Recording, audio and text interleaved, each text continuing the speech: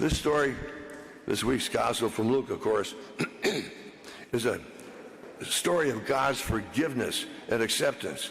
Two sons, one who just wasted, who wanted his inheritance now and wasted his inheritance on a wild and destructive lifestyle, and the other son who could not even welcome back his brother when he came back home.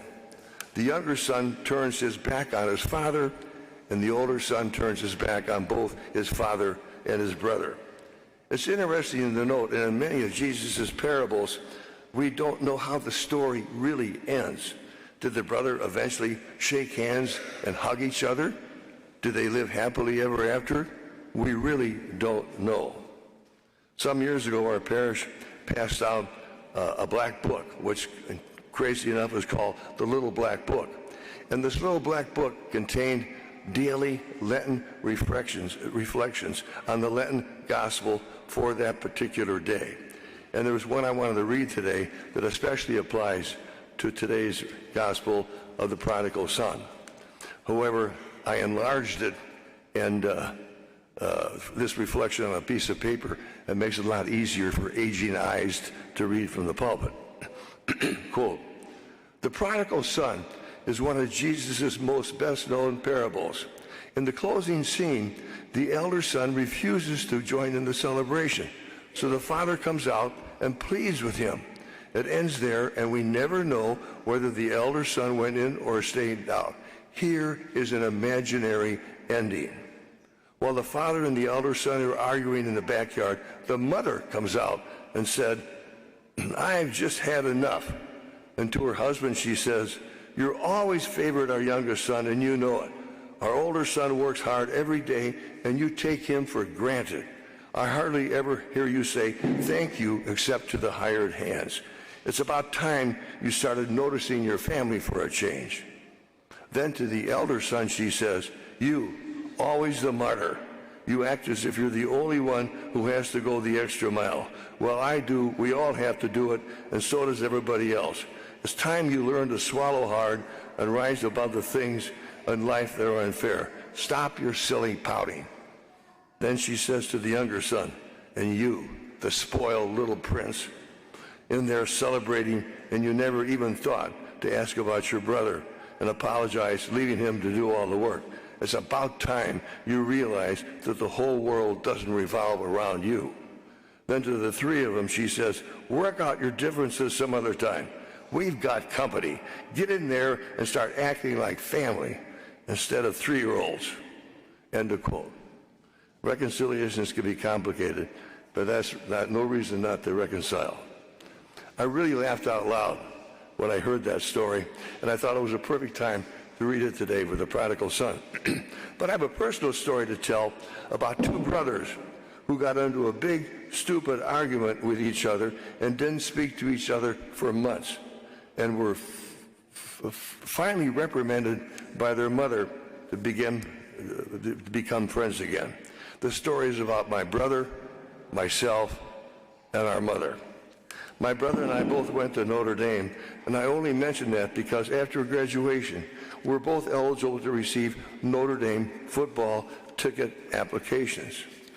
One year, I either promised to give my brother my ticket applications because he needed extra tickets, or he promised to give me his application because I wanted extra ticket application. I really forget what it was.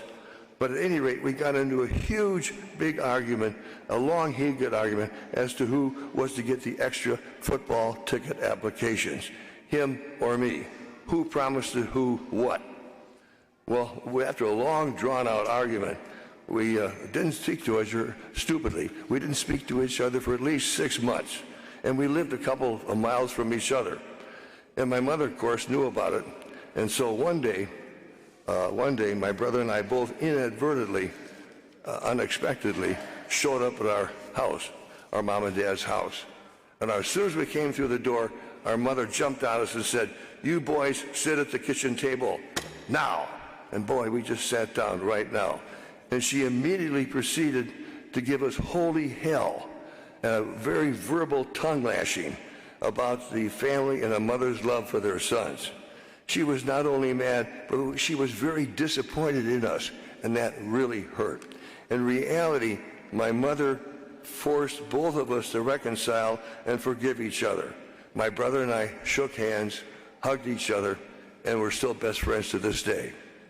I really don't know who got the football ticket applications either. I don't know which is tougher, asking for forgiveness from someone who you have hurt or forgiving others who have hurt us. And there's a flip side to being forgiven, and that's forgiving others. Are we willing to forgive as the father in this story?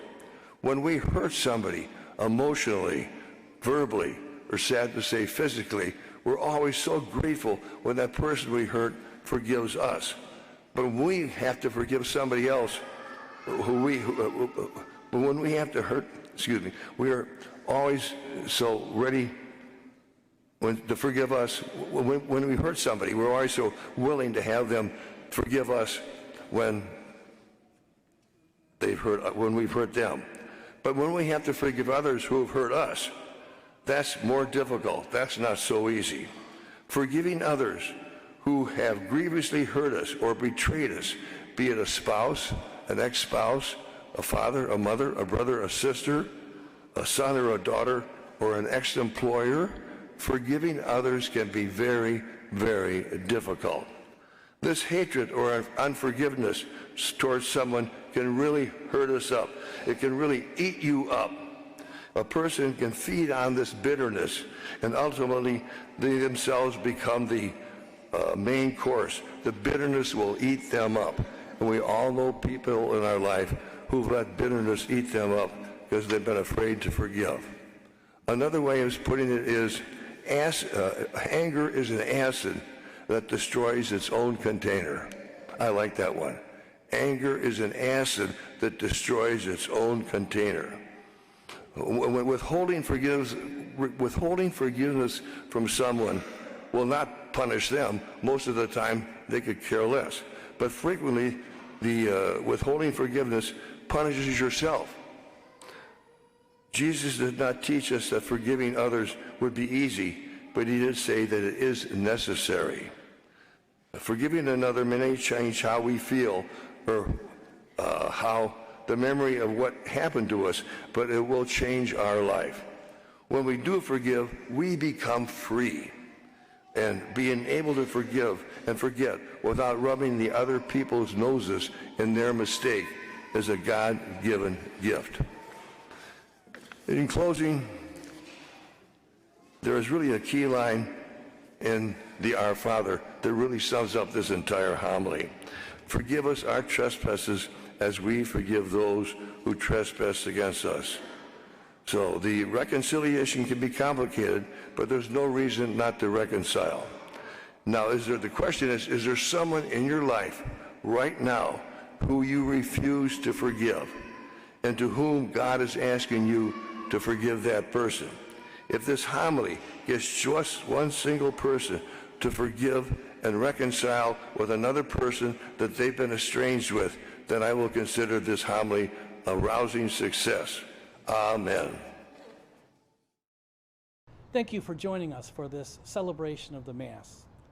This virtual Mass is broadcast to hundreds of people every day of the week. You know, over 100 years ago, the very first celebrations of the Mass took place on the second floor of the Glenview Public House. It's been inconceivable that 100 years later, we would be reaching so many people all over the world through this technology. If you'd like to support the ongoing broadcasts of OLPH's Masses, please go to our website, go to Give Central, and you'd be able to support the ongoing outreach of this virtual ministry. Thank you for your support. Most of all, thank you for joining us in prayer. God bless you.